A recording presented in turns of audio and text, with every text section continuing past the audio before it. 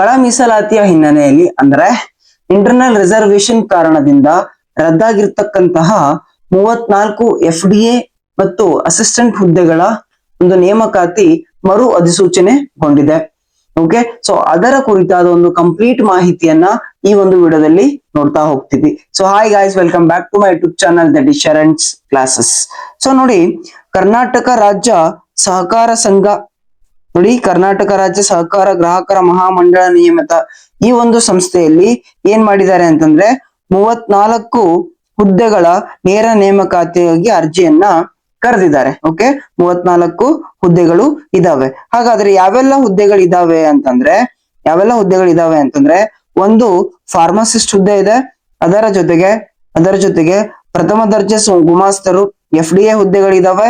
So next ಅದರ ಜೊತೆ ವಿಕ್ರಯ ಸಹಾಯಕರು, ಸೊ ಅಸಿಸ್ಟೆಂಟ್ ಹುದ್ದೆಗಳಿದಾವೆ. 3 ಹುದ್ದೆಗಳಿದಾವೆ. ಒಂದು ಫಾರ್ಮಸಿಸ್ಟ್ ಇದೆ ಮತ್ತು FDA ಇದೆ, ಮೂರನೇದು ಅಸಿಸ್ಟೆಂಟ್ ಹುದ್ದೆಗಳು ಇದಾವೆ. ಒಟ್ಟು 34 ಹುದ್ದೆಗಳಿಗೆ ಏನ್ ಮಾಡಿದ್ದಾರೆ, ನೋಟಿಫಿಕೇಶನ್ ಕರೆದಿದ್ದಾರೆ. ರೈಟಾ? ಹಾಗಾದ್ರೆ ಸೊ ಅದರ ಡೀಟೇಲ್ಸ್ ನೋಡೋಣ. ಏನೇನ್ ಕ್ವಾಲಿಫಿಕೇಶನ್ ಇದೆ ಅದಕ್ಕೆ ಅಂತ ನೋಡ್ತಾ ಬರ್ರಿ. ಸೊ ಏನೇನ್ ಕ್ವಾಲಿಫಿಕೇಶನ್ ಬೇಕು ಫಸ್ಟ್ ನೋಡ್ರಿ. ಫಾರ್ಮಸಿಸ್ಟ್ ಏನೇನ್ ಕ್ವಾಲಿಫಿಕೇಶನ್ ಬೇಕು ಅಂತಂದ್ರೆ ಏನ್ ಮಾಡಿರ್ಬೇಕು, ನಿಮ್ ಡಿಪ್ಲೊಮಾ ಇನ್ ಫಾರ್ಮಸಿ, ನಿಮ್ಮ ಡಿಪ್ಲೊಮಾ ಇನ್ ಫಾರ್ಮಸಿ ಅಂತಕ್ಕಂಥ ಒಂದು ಡಿಗ್ರಿ ಮುಗಿಸ್ಕೊಂಡಿರ್ಬೇಕು.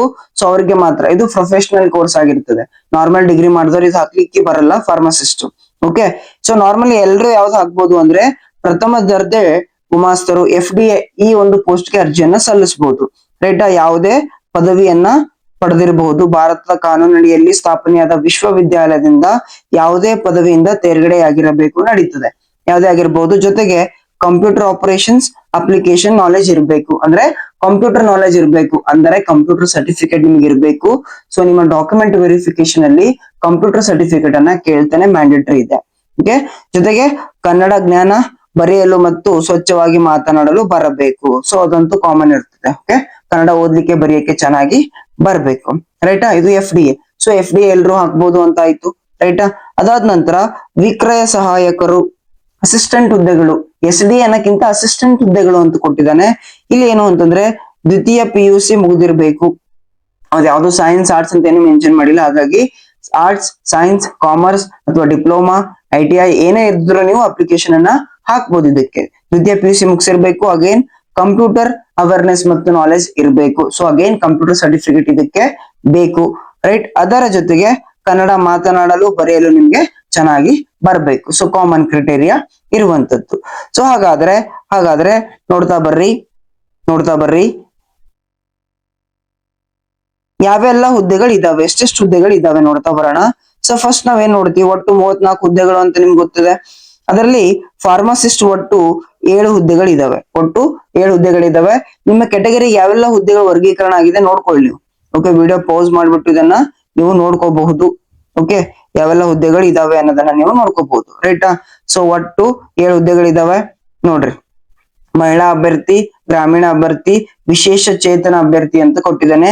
ನಿಮ್ಗೆಲ್ಲಾ ಪೋಸ್ಟ್ ಇದಾವ ಇಲ್ವಾ ನೋಡ್ಕೊಂಡ್ಬರ್ರಿ. ನೋಡ್ರಿ, ಸಾಮಾನ್ಯ ಜನರಲ್ ದವ್ರಿಗೆ, ಪರಿಶಿಷ್ಟ ಜಾತಿ, ಪರಿಶಿಷ್ಟ ವರ್ಗ, ಪರಿಶಿಷ್ಟ ಪಂಗಡ, SC ST ದವ್ರಿಗೆ, ಪ್ರವರ್ಗ 1, ಪ್ರವರ್ಗ 2A 2A ಅವ್ರಿಗೆಲ್ಲ ಪೋಸ್ಟ್ ಇದಾವೆ.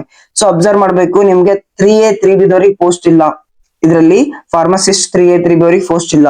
ನೀವು ಪೋಸ್ಟ್ ಹಾಕ್ಬೇಕಾದ್ರೆ ನೋಡ್ಬೇಕು, ನಿಮ್ಮ ಒಂದು ಕಾಸ್ಟ್ಗೆ ಅಥವಾ ನಿಮ್ಮ ರಿಸರ್ವೇಶನ್ ಗೆ ಪೋಸ್ಟ್ ಇದಾವ ಇಲ್ಲ ಅಂತ ಚೆಕ್ ಮಾಡ್ಬೇಕಾಗುತ್ತೆ.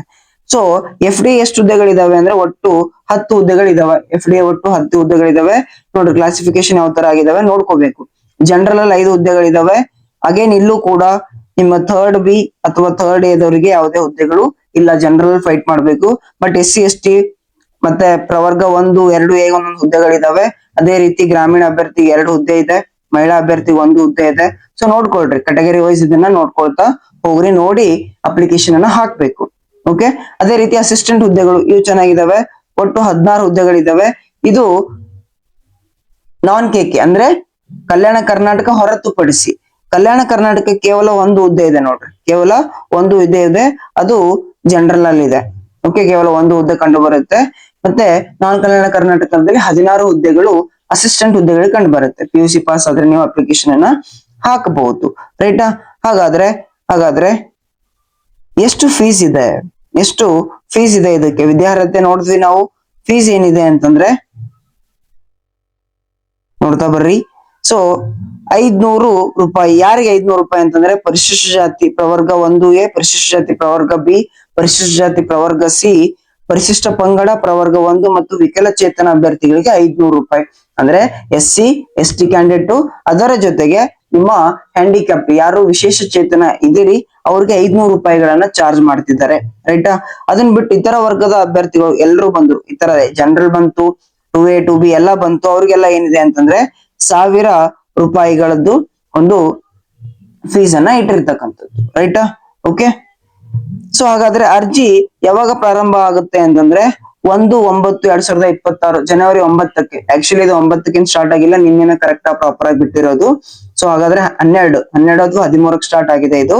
ನಿಮ್ಮ ಕೊನೆಯ ಡೇಟ್ ಯಾವಾಗ ಅಂತಂದ್ರೆ ಫೆಬ್ರವರಿ 7ರವರೆಗೂ, 7/2/2026 ಫೆಬ್ರವರಿ 7ರವರೆಗೂ ನೀವು ಅಪ್ಲಿಕೇಶನ್ ಅನ್ನ ಹಾಕಬಹುದು. ಓಕೆ ರೈಟಾ?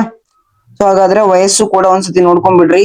ಸೊ ಜನರಲ್ ದವ್ರಿಗೆ ಆಕ್ಚುಲಿ 35 ವರ್ಷ ಇದೆ, ಬಟ್ ಸರ್ಕಾರ 3 ವರ್ಷಗಳ ವಯೋಮಿತಿ ಸಡಿಲಿಕೆ ಕೊಟ್ಟಿದೆ, ಒಂದು ಬಾರಿಗೆ ಅನ್ವಯವಾಗುವಂತೆ. ಸೊ ಅದನ್ನ ಕನ್ಸಿಡರ್ ಮಾಡಿ ಒಟ್ಟು 38 ವರ್ಷ, ಹೈಯೆಸ್ಟ್ 38 ವರ್ಷ. ನಿಮ್ಮ ಪ್ರವರ್ಗ 2A 2B 3A 3B ಇವ್ರಿಗೆ 41 ವರ್ಷ ಇದೆ. ಓಕೆ. ಅದೇ ರೀತಿ SC ST ಮತ್ತೆ ಕ್ಯಾಟಗರಿ 1 ಅವ್ರಿಗೆ 43 ವರ್ಷ ಇರ್ತಕ್ಕಂಥದ್ದು. ರೈಟಾ? ಸೊ ಇದು ನಿಮ್ಮ ಏಜ್ ಲಿಮಿಟ್ ಆಗಿರ್ತದೆ.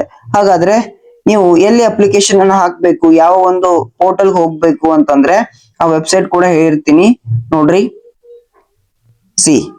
ಈ ಒಂದು ವೆಬ್ಸೈಟ್ಗೆ virtualoffice.com KSCCF ಈ ಒಂದು ಏನ್ ಮಾಡ್ಬೇಕು, ವೆಬ್ಸೈಟ್ಗೆ ಹೋಗಿ ನೀವ್ ಏನ್ ಮಾಡ್ಬೇಕಾಗತ್ತೆ, ಅಪ್ಲಿಕೇಶನ್ ಅನ್ನ ಹಾಕಬೇಕಾಗತ್ತೆ.